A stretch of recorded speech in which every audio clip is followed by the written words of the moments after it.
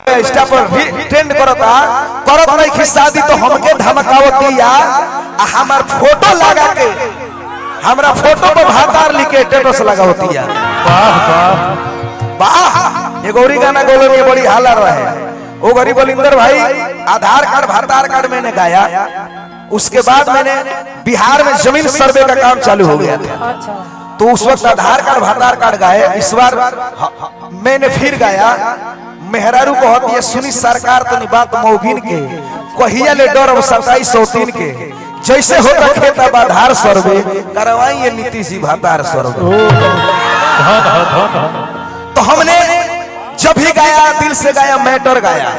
हमारे गाना लोग उठा के ढेर लोग गावल हाँ फिल्मों में गईला रहल बात। भोजपुरी के पहला गाना जो फिल्म में यूज हुआ कहानी के माध्यम से हाफ गर्लफ्रेंड, उसी फिल्म में सरदार कपूर और अर्जुन कपूर ना चले वही गाना बाजा रतिया कहाँ भी तोड़ना।